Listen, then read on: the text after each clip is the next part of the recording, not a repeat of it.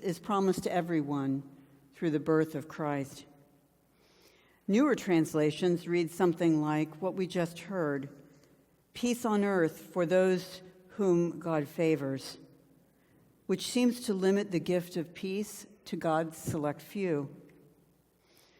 The truth behind both translations lies in understanding that from the biblical perspective, the most fundamental source of enmity and strife lies right in the heart of humans when they are alienated from God.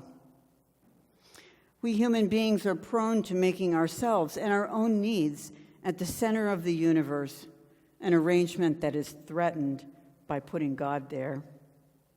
And it's not just people who don't believe in God who are hostile or resistant to putting God at the center of their lives. Religious people, too, may have a subtle way of keeping God on the margins by attempting to strike a bargain like this: if I do good things for others and go to church, then God has to bless me and give me a good life, the life I want.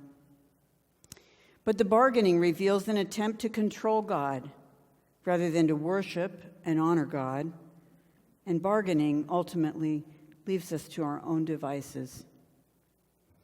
In contrast, the good news that the angels proclaimed, with which they comforted the terrified shepherds, is that we do not have to save ourselves. A Savior has been born for us. Timothy Keller, in a beautiful little book called Hidden Christmas, says it beautifully.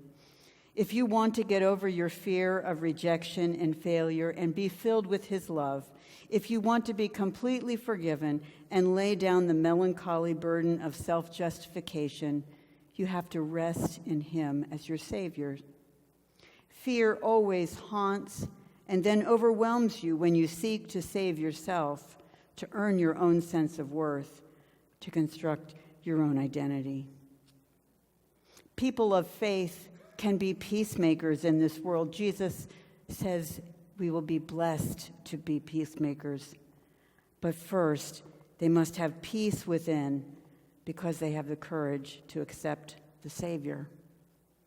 As you celebrate Christmas, do you experience the peace of knowing that you are secure in God's righteousness and in God's mercy?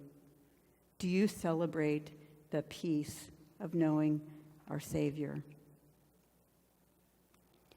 Our offering this evening is going to support one of our ministries with a partner elementary school.